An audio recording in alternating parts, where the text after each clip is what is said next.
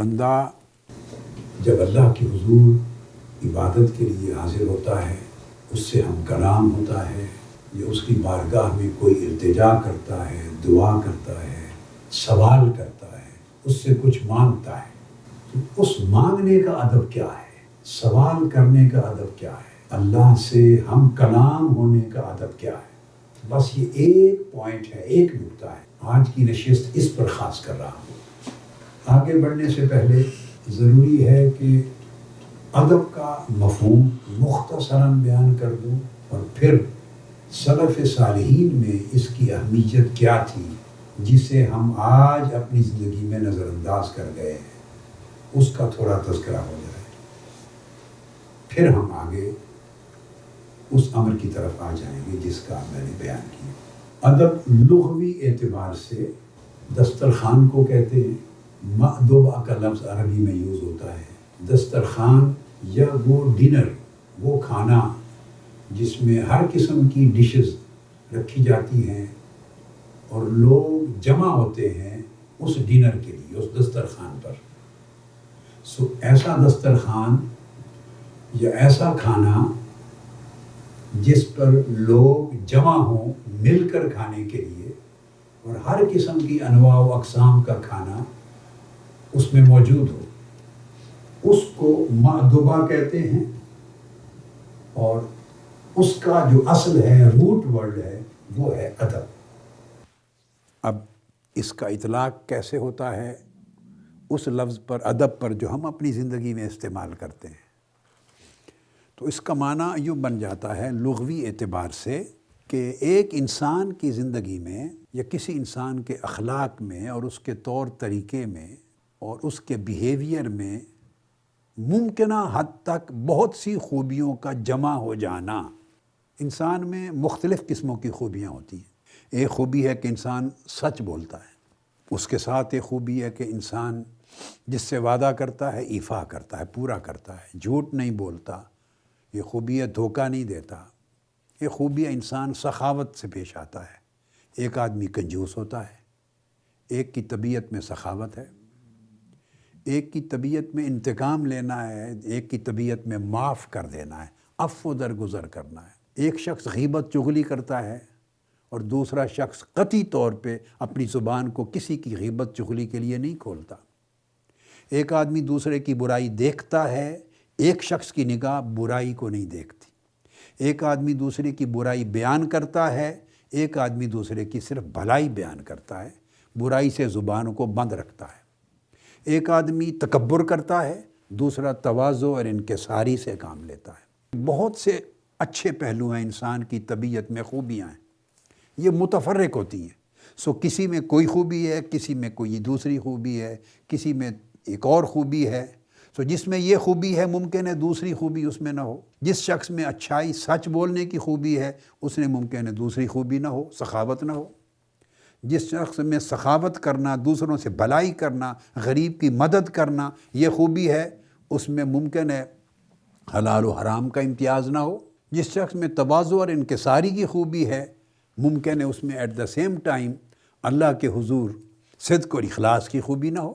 تو اگر یہ ساری خوبیاں جو منتشر ہیں، متفرق ہیں، مختلف طبیعتوں میں، یہ ساری خوبیاں اگر انسان کی طبیعت کے دسترخوان پر جمع ہو جائیں، ایک انسان کی شخصیت کے اندر جمع ہو جائیں، اور ان تمام خوبیوں کو ایک شخص کی جب طبیعت میں جمع کر دیا جائے اور پھر ان کے اندر ایک خوبصورت ملاپ اور اعتدال پیدا ہو جائے، اس کا جو آؤٹ کم آئے گا اس کو ادب کہتے ہیں۔ اسی وجہ سے ادب اور مأدبہ، تو دسترخوان میں دیکھیے نا، آپ کھانا لگاتے ہیں، اس میں روٹی بھی ہوتی ہے، اس میں چاول بھی لگاتے ہیں، اس میں پلاؤ ہوتا ہے یا بریانی بھی ہوتی ہے، اس میں سالن بھی ہوتا ہے، ممکن ہے اس میں چکن کی ڈش ہو، اس میں لیمب کی ڈش ہو، اس میں دال ہو، اس میں سبزیاں ہوں، یہ بھی ہوتا ہے، سیلڈ بھی رکھتے ہیں اس پر، پھر اس کے ساتھ آپ ڈرنک بھی رکھتے ہیں، مختلف لوگوں کے لیے پانی بھی رکھ دیتے ہیں، کسی کے لیے کوک رکھتے ہیں، پیپسی رکھتے ہیں، جوس رکھتے ہیں، پھر اس کے بعد پھل رکھتے ہیں۔ یہ تعریف ہے دسترخوان کی، جس میں بہت سے لوگوں کو آپ دعوت دے کے بٹھاتے ہیں۔ تو گویا اتنی چیزوں کو جمع کرنا، یہ جو جمع کرنے کا عمل ہے، انواع و اقسام کے کھانوں کو، مشروبات کو اور پھلوں کو جمع کرنا، اس سے ادب اور مأدبہ کا لفظ نکلا ہے۔ اور یہی خوبیاں، اخلاق، اچھے آداب، اچھے طور اطوار، اچھی خصلتیں، یہ ساری جمع ہو جائیں اور انسان کا جو من ہے، اس کی طبیعت ہے، اس کی شخصیت ہے، اس کے دسترخوان پر اکٹھی پائی جائیں، تو اس سے شخصیت کا جو طرز عمل پیدا ہوگا یا جو اس کی شکل اور امیج پیدا ہوگی، اس کو انسانی زندگی میں ادب کہتے ہیں۔ تو گویا ادب ایک جزوی طرز عمل کا نام نہیں ہے، ایک ٹوٹیلٹی کا نام ہے، ایک کلی طرز عمل کا نام ہے، جو پوری کی پوری شخصیت کو سنوار دیتا ہے، جو انسان کی پوری سیرت کو سنوار دیتا ہے۔ یہ نہیں کہ ایک دو کاموں میں اچھائی ہے اور دوسری چیزوں میں روڈ ہے، پڑھائی میں اچھا شوق ہے اور ماں باپ کے ساتھ روڈ بیہیویئر ہے، یا دوستوں کے ساتھ بہت پیار محبت سے ملنے والا ہے وہ شخص مگر بہن بھائیوں کے ساتھ درستگی کے ساتھ ملتا ہے۔ نہیں، ساری خوبیاں ہر جگہ یکساں قائم ہوں اور اعتدال کے ساتھ قائم ہوں، یکساں ہر جگہ، ہر وقت، ہر ایک کے ساتھ برتاؤ میں۔ تو جب یہ کیفیت پیدا ہو جائے تو اس بیہیویئر کو اور طرز عمل کو ادب کا نام دیتے ہیں۔ ہم عام طور پہ اس کے بڑے لیمیٹڈ معنی سے واقف ہیں۔ ہم ادب کا معنی لیتے ہیں کسی کی رسپیکٹ کرنا، بزرگوں کی، ماں باپ کی، اساتذہ کی، مشائخ کی، اللہ والوں کی، بزرگوں کی عزت اور احترام اور تعظیم و تکریم، اس کو ہم سمجھتے ہیں یہ ادب ہے۔ بے شک یہ ادب ہے، مگر یہ کل ادب نہیں ہے، یہ سارے ادب کے معنی کا ایک جز ہے، یہ ایک جز ہے۔ ہاں، یہ بھی ادب ہے، مگر اس سے ادب مکمل نہیں ہوتا۔ ادب بڑے کے ساتھ بھی ہوتا ہے، ادب چھوٹے کے ساتھ بھی ہوتا ہے، ادب اپنے جیسوں کے ساتھ بھی ہوتا ہے۔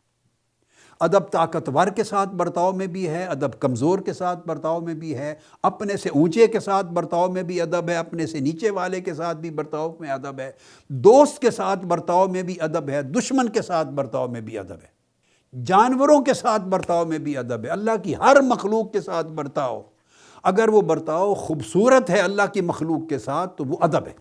حسن معاملہ ادب ہے، تو یہ ادب ہے مخلوق کے ساتھ۔ پھر ہر مخلوق کا حق آپ پر کیا ہے؟ ماں باپ کا حق ہے، بچے ان کے حق کو ملحوظ خاطر رکھتے ہوئے ان سے برتاؤ کریں، یہ ماں باپ کا ادب ہے۔ اساتذہ کا ادب، انہوں نے علم دیا ہے۔ چھوٹے کا ادب شفقت کرنا، محبت کرنا، چھوٹوں کو پیار دینا، یہ اس کا ادب ہے، یعنی اس کے حق کو نہایت خوبصورتی اور عمدگی سے پورا کرنا، ادا کرنا، یہ ادب ہے۔ پھر مخلوق کے ادب میں سب سے اونچا ادب اولیاء اور صالحین کا ہے، اور ان سے سب سے اونچا ادب رسول پاک صلی اللہ علیہ وآلہ وسلم کا، انبیاء کا ادب ہے۔ یہی اہل بیت اطہار اور صحابہ کرام کا ادب ہے، اور سب سے اوپر حضور علیہ الصلوۃ والسلام کا، اللہ کے نبی کا ادب ہے۔ جیسے ان کا رتبہ اور جیسے ان کا مقام ہے، ان کے ساتھ تعلق، برتاؤ اور معاملہ کرنے میں اتنا ادب، اور پھر اس سے اونچا اللہ کا ادب۔ حضرت عبداللہ ابن مسعود رضی اللہ تعالیٰ عنہ فرمایا کرتے کہ لوگوں، یہ قرآن سارا کا سارا دسترخوان ہے، یہ مأدبہ ہے، فَتَعَلَّمُوا مِن مَأْدُبَتِهِ، اس قرآن کے ادب میں سے سیکھا کرو، اس دسترخوان سے ادب لو، یعنی اپنی زندگیوں کو سنوارو، اس سے اپنے گفتگو کا انداز خوبصورت کرو، برتاؤ کا انداز خوبصورت کرو، سوچیں بہتر کرو، خواہشیں بہتر کرو، اعمال بہتر کرو، افعال بہتر کرو، طرز عمل بہتر کرو، اپنے رویے بہتر کرو، یعنی قرآن کے دسترخوان ادب سے ایسا مواد لو جس سے آپ کے رویے خوبصورت ہو جائیں۔ تو اگر آپ مختصراً ایک جملے میں لیں تو رویوں کو خوبصورت کر لینا یہ ادب ہے۔ امام حسن بصری رضی اللہ تعالیٰ عنہ فرماتے ہیں کہ تابعین کے اور تبع تابعین کے، اتباع تابعین کے زمانے میں جو سلف صالحین کا زمانہ تھا، سال ہا سال ہم لوگ سفر کرتے تھے کسی نہ کسی جگہ سے جا کے ادب سیکھنے کے لیے، ادب کے طالب ہوتے، خواہ سال ہا سال ہی ہمارے ادب کے سیکھنے میں کیوں نہ لگ جاتے۔ امام مالک فرماتے ہیں، امام مالک خود، کہ جب میں بچہ تھا تو میری والدہ مجھے نصیحت کرتی تھی، ہر وقت نصیحت کرتی تھی۔ ایک بزرگ تھے اس وقت، ربیہ بن ابی عبد الرحمن التیمی المدنی، حضرت ربیہ بڑے اللہ والے صالح تھے. میری والدہ کہتی تھی بیٹے ان کی مجلس میں جا کے بیٹھا کرو اور فقط ان سے ادب سیکھو، علم بعد میں سیکھنا. یعنی علم سیکھنے سے پہلے ادب سیکھو. جب ادب سیکھیں گے تو علم سیکھنے کا طریقہ بھی آ جائے گا، علم میں امتیاز کرنے والے بھی بن جاؤ گے کہ علم میں کیا لینا ہے اور کیا نہیں لینا. کہیں ایسا نہ ہو کہ معلومات کا ذخیرہ ہی جمع کر لو اور وہ معلومات کا ذخیرہ تمہارے ذہن میں ایک انتشار پیدا کر دے اور تمہاری شخصیت میں ایک انتشار پیدا کر دے، تمہاری یکسوئی ختم ہو جائے، تمہارے اندر ایک تفرق پیدا ہو جائے، بکھر جاؤ. علم اگر معلومات کی صورت میں جمع ہوتا چلا جائے، ادھر سے بھی ادھر سے بھی ادھر سے بھی، انٹرنیٹ سے بھی، آن لائن جو کچھ مل رہا ہے، کتابوں سے بھی، ہر جگہ جہاں انبار لگا ہوا ہے آج کل معلومات کا، تو ساری معلومات آپ لیتے چلے جائیں اور علم کا ادب نہیں ہے. یعنی اس کو تطہیر کرنا، اس کی تہذیب کرنا، اس کو صاف کرنا، اس میں سے غلط کو نکالنا، صحیح کو اخذ کرنا، میل کچیل کو دور کرنا، رطب و یابس کو نکالنا، نقصان دہ مواد کو نکالنا، فائدہ مند کو اخذ کرنا. یہ تمیز کیسے آتی ہے؟ اس شعور سے آتی ہے جو شعور ادب سے جنم لیتا ہے. اس لیے وہ فرماتے کہ پہلے ادب سیکھو پھر علم سیکھو.